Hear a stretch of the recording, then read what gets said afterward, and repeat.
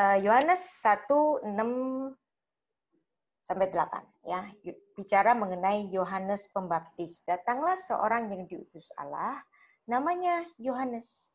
Ia datang sebagai saksi untuk memberi kesaksian tentang terang itu, supaya oleh dia semua orang menjadi percaya. Ia bukan terang itu, tapi ia harus memberi kesaksian tentang terang itu. Kenapa Yohanes diberi gelar oleh Tuhan Yesus sebagai nabi yang terbesar? Yohanes yang disebut-sebut sebagai orang yang menyerukan suara di padang gurun. Betul. Dalam kitab Yesaya. Ya, jadi kalau kitab Bereshit itu ditulis oleh seorang nabi besar yang namanya Moshe, di sini Yohanes bicara tentang nabi siapa? Nabi Yohanes, Nabi Yahya, nabi terbesar. Tidak ada yang lebih besar daripada Yohanes, kata Yesus. Musa kalah sama Yohanes Pembaptis. Kalahnya di mana coba? Yohanes Pembaptis berapa bulan sebelum Yesus? Musa kan jauh, Bu. Oke, secara durasi time.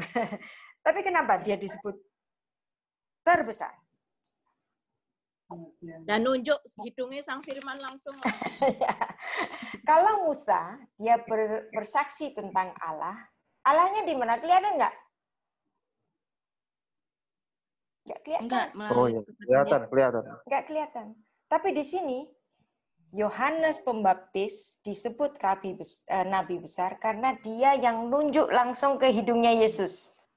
Iku lo wonge. Terus nggak usah pakai tafsir. Gitu. Anak domba Allah yang menghapus dosa dunia. Kalau Musa, bingung Tuhan, aku mau ngenalin kamu ke orang Israel itu gimana caranya? Namamu siapa sih? Asher.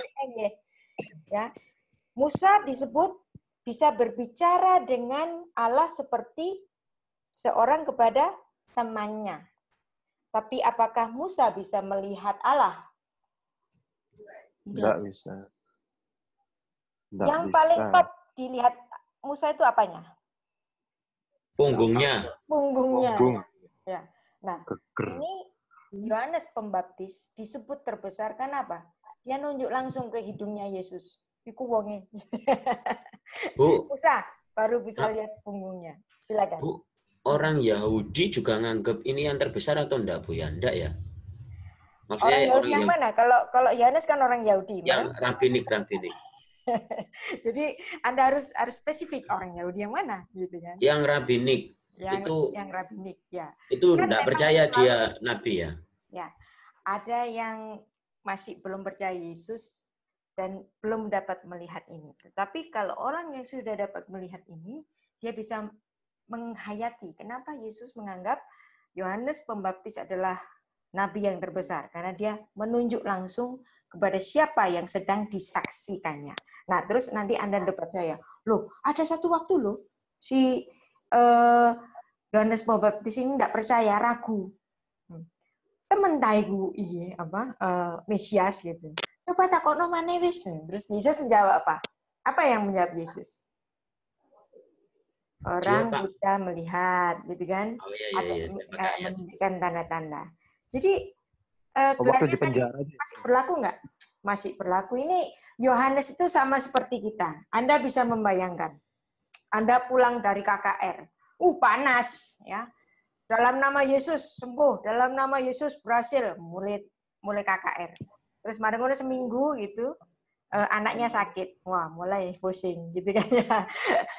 Terus seminggu tagihan belum dibayar, pusing. Tuhan ini nang di gitu kan ya. Jadi itu seperti sikap-sikap orang-orang seperti kita. Jadi itu pun juga ada di Yohanes Pembaptis. Nah, Yohanes Pembaptis itu orang Esenia apa bukan, Bu? Ada yang mengatakan kemungkinan dia juga adalah orang Eseni. Kenapa kok dia orang Eseni? Karena sebagian orang Eseni itu ada yang menjadi rahib, tidak menikah. Nah, Yohanes Pembaptis kan tidak menikah. Nah, terus Yohanes Pembaptis kan juga meninggalkan kenyamanan duniawi. Nah, ada yang melihat bahwa dia kemungkinan kelompok dari orang Esseni. Kemungkinan. Boleh namanya ini memprediksi, no problem, karena memang Alkitab tidak menunjukkan orang Esseni, keberadaan orang Esseni yang secara spesifik. Ada nggak kata Esseni dalam Perjanjian Baru? Qumran, jemaat Qumran itu ada nggak dalam Perjanjian Baru? Padahal Qumran itu penting sekali loh untuk secara kekristenan, tapi kok di Perjanjian Baru kok nggak ada kata Qumran, kata Esseni, yang kemungkinan orang Yohanes Pembaptis sendiri pun adalah orang Esseni.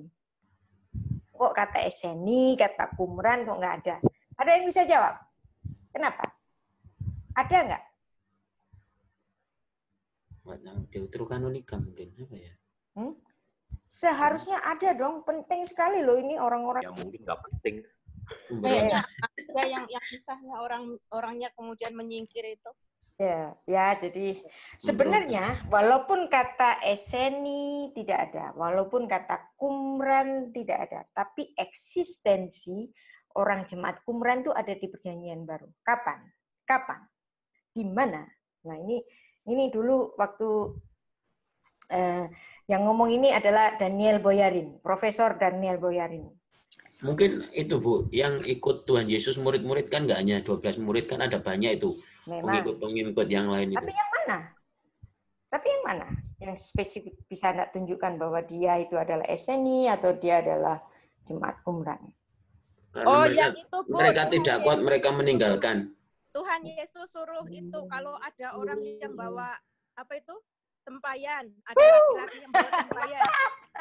Ya, waktu Yesus sedang merencanakan perjamuan yang terakhir, apa pesan Yesus pada muridnya?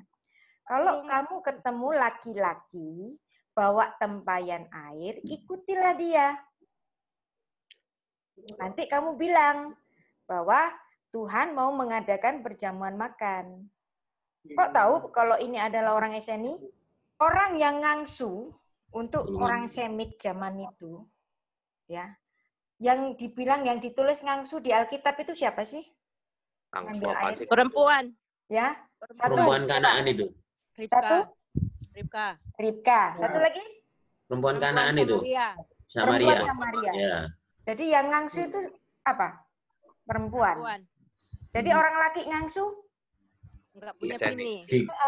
Jadi kalau ada orang laki ngangsu, artinya dia nggak punya istri. Karena yang ambil air itu perempuan. Karena dia nggak punya istri, maka dia adalah orang Esseni. Orang yang selibat. Jadi ada orang... Semua Yahudi pasti nikah berarti gitu ya? Iya, tidak menikah. Maka dia ngangsu sendiri. Oh, Kiki selibat berarti intinya ini. Ada orang selibat, ada gitu. Bukan hanya Yohanes Pembaptis dan Rasul Paulus.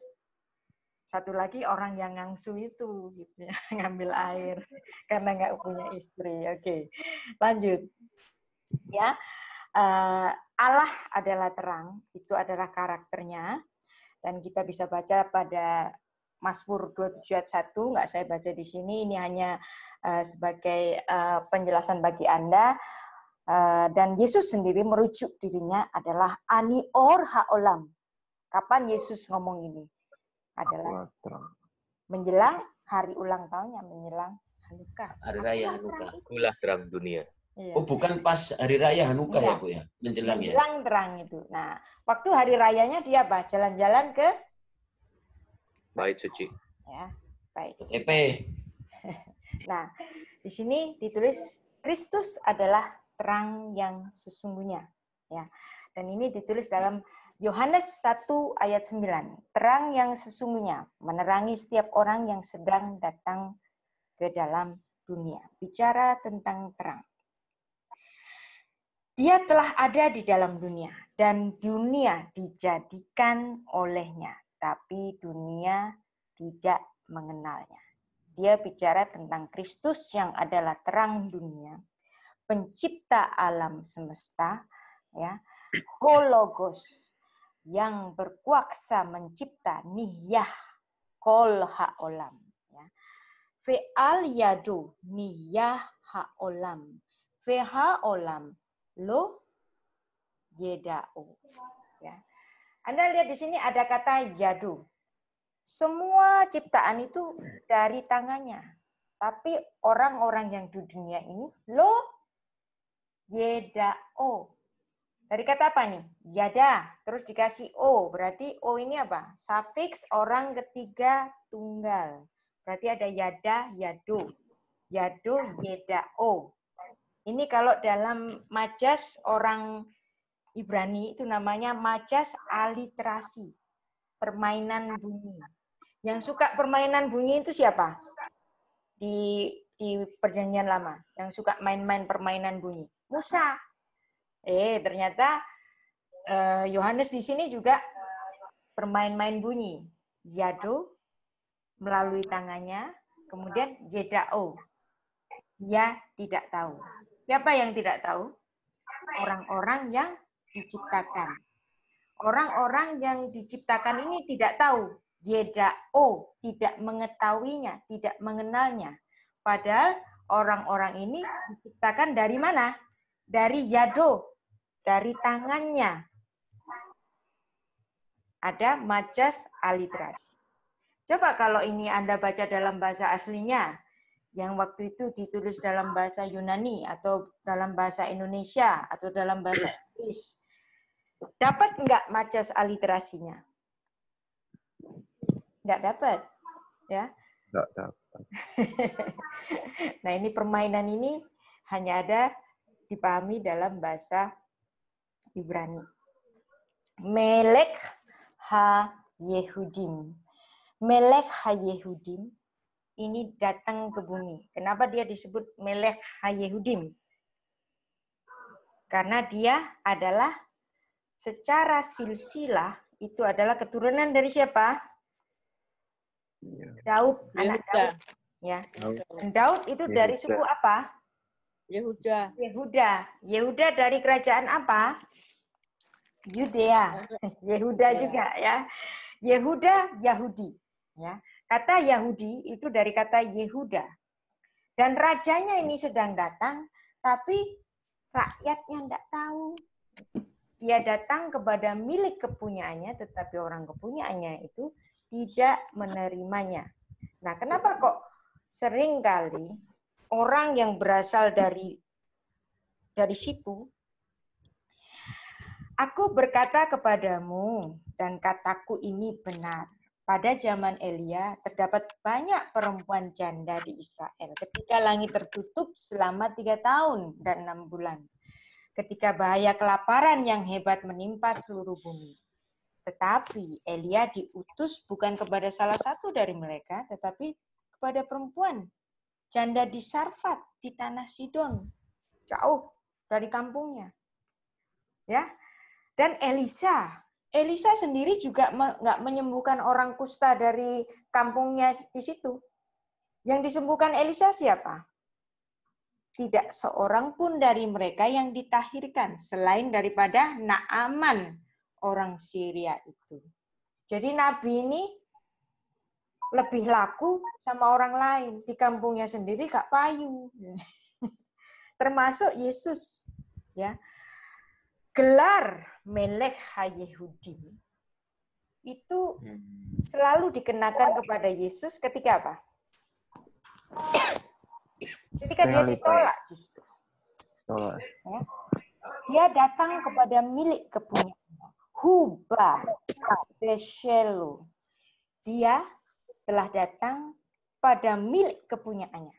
Ya. B itu di dalam, shell itu milik, lo itu nya. Dia datang kepada milik kepunyaannya. Ya. Fa'asher hema yang mereka padanya lo, ya. Ini padanya, yang ini lo tidak, ya. Bacanya lo ya. Tapi tulisannya beda, lo ini yang ini padanya, yang ini tidak. Padanya tidak, ya. Ki beluhu. menerima kepadanya. Ya. Mekabel itu menerima. Kibeluhu. Kibel kepada hu, nehu. Pada siapa? Kepada Yesus. Tidak menerima dia. Miliknya sendiri nggak mengenalinya. Miliknya sendiri menolaknya. Sebagian besar orang-orang Yahudi tidak mengenalnya, maka mereka menolaknya. Nah, Melek HaYehudim. Yesus adalah Raja Yahudi. Tapi ketika Melek HaYehudim ini dikenakan pada Yesus, apakah yang terjadi? Penolakan. Ya. Orang Majus menerima Yesus sebagai Melek Yehudim. Mereka menyembah. Tapi apa yang terjadi pada orang-orang yang dekat dengan dia? Ditolak. Yesus ditolak. Ya. Melalui Raja Yahudi kala itu siapa? Herodes. Ya. Sehingga Yesus harus menyingkir kemana? Mesir. Mesir. Ya. Jadi Melek Yehudim dikenakan ketika Yesus tidak diterima. Satu lagi, ada Melek Yehudim yang Yesus sudah juga tidak diterima. Kapan? Waktu disalib. Waktu disalib. Ya. Dia juga dikenakan gelar Melek HaYehudim. Siapa yang ngomong? Pilatus. Maka kembalilah Pilatus ke dalam gedung pengadilan, lalu memanggil Yesus dan bertanya, engkaukah ini Raja Yahudi? Yesus jawab, iya apa enggak? Enggak jawab ya. Engkau sudah mengatakannya. Ya. Terus Pilatus membenarkan sendiri pernyataannya. Dengan apa? Memasang peneng, pasang label di salibnya apa? Melek Yehudim. Ya. Inilah Yesus, Raja orang Yahudi. Yeshua Hanotsri Melek HaYehudim. Ditulis dalam berapa bahasa? 3 bahasa. 3. 3 bahasa. Bahasa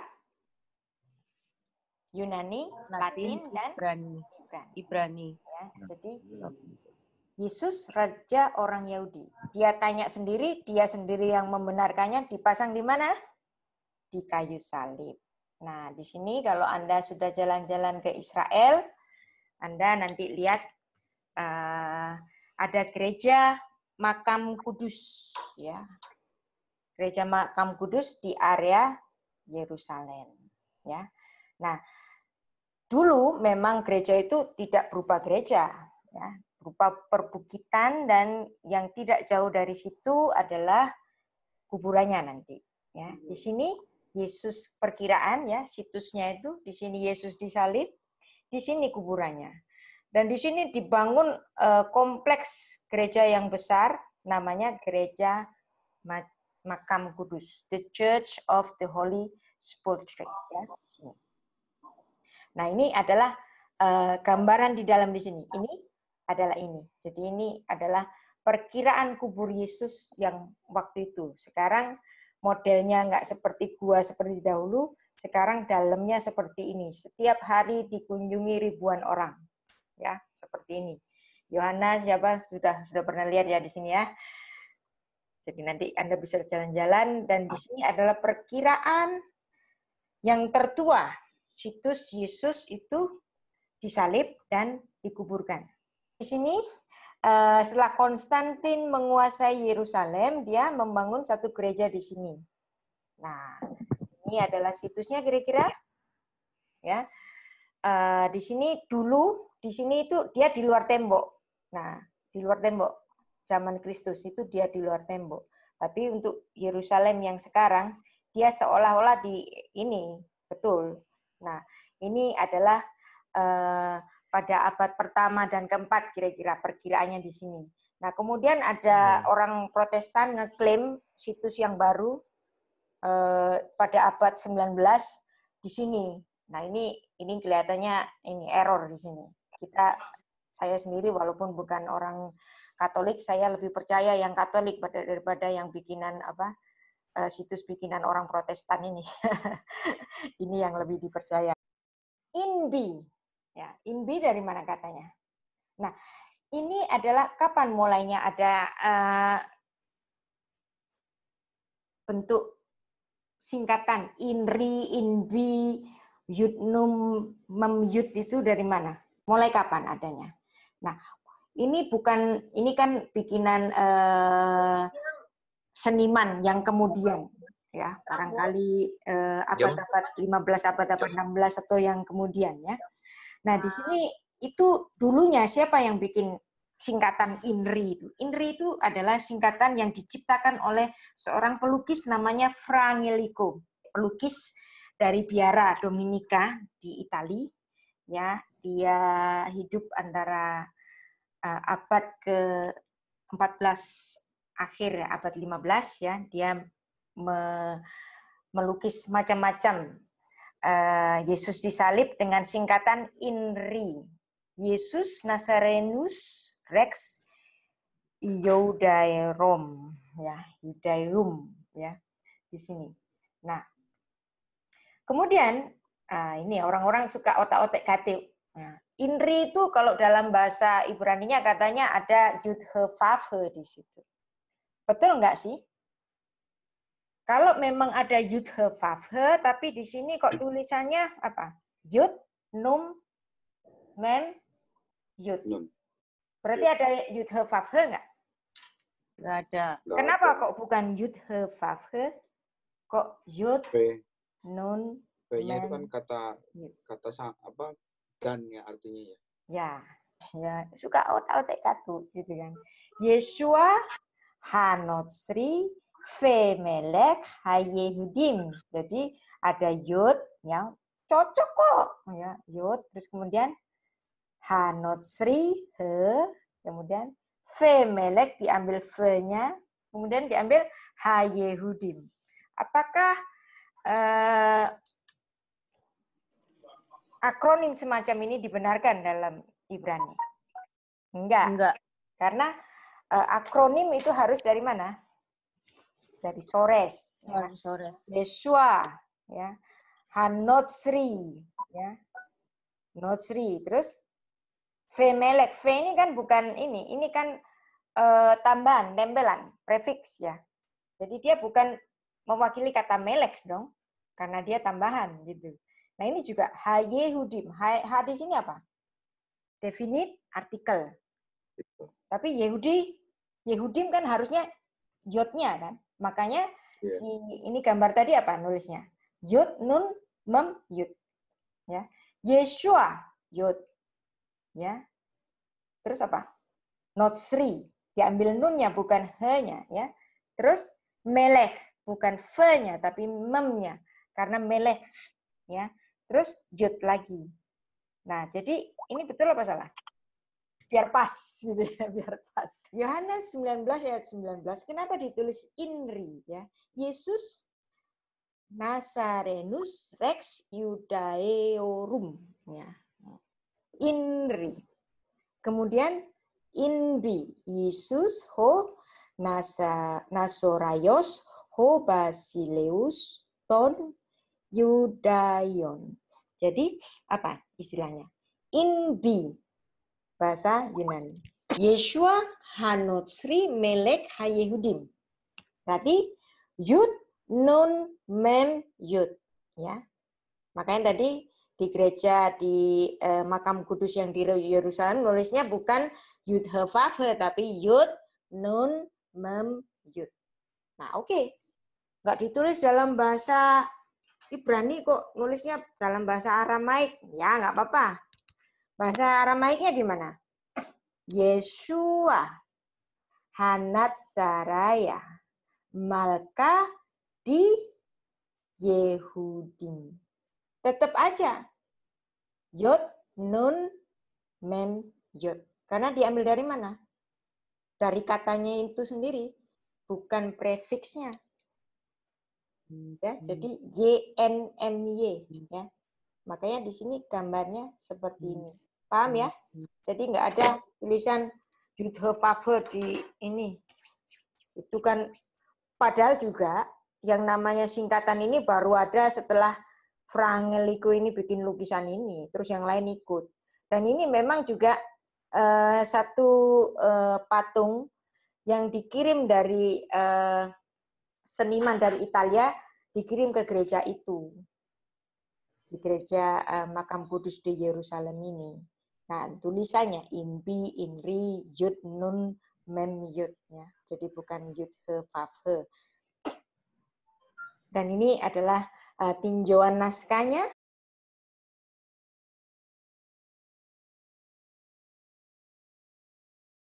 Rasul Yohanes itu memberikan satu konfirmasi bagi orang-orang yang beriman kepada Yesus.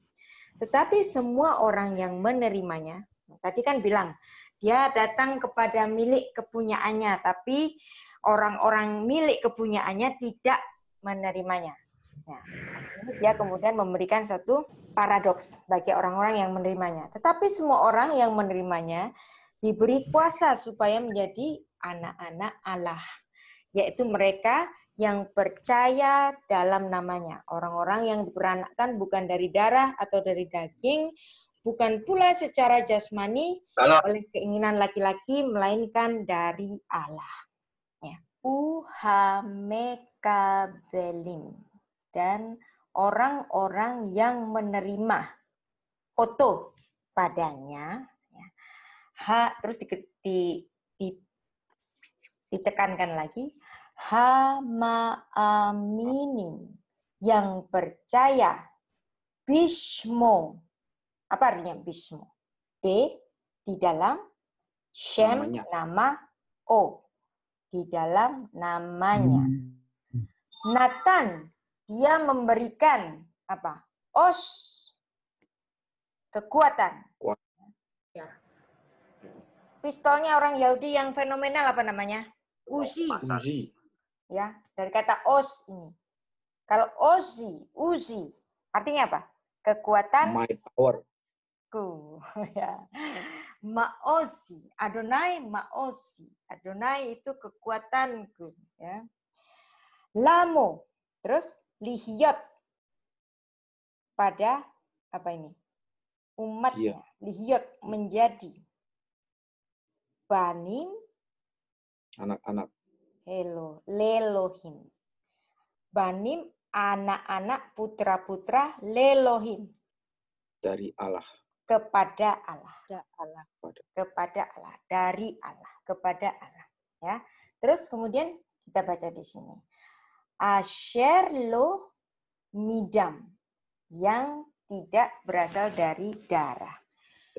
Velo mihefets. Dan tidak dari keinginan habashar, daging. Ya. Aflo, ya, mehefets, juga tidak dari gever. Gever itu apa? Laki-laki. Keinginan laki-laki. Terus noladu, mereka diperanakkan. Ya. Im. Melohim. Tetapi dari Allah. Ya, di sini kita diperanakkan oleh karena apa? Percaya. Ya. Lamo lihiot apa? Bani Elohim. Tidak diperanakkan melalui darah, ya. Tidak diperanakkan dari keinginan laki-laki, ya. Jadi artinya apa? Lamo, umat ini dijadikan anak-anak Allah. Dan ini nanti ada lanjutannya dari penjelasan dari Rabbi Shaul mengenai apa? Adopsi. Jadi nilai adopsi itu dari sini. Orang yang percaya pada Allah dijadikan anak-anak Allah. Termasuk kita ini adalah orang-orang yang diadopsi. Nah, dan ini, Anda kalau masuk kelas saya ketemu gambar ini bolak-balik ya, bosen? Enggak bosen, enggak boleh bosen, karena ini adalah dasar dari apa yang kita pelajari. Bahwa apa yang kita pelajari itu adalah pengenapan dari Proto Evangelium, Kejadian 3 ayat 15. Dan Yesus itu juga lahir bukan dari keinginan laki-laki. Kelahirannya adalah Roh Kudus. Ayat terakhir, tapi walaupun ayat terakhir pembahasannya bisa panjang.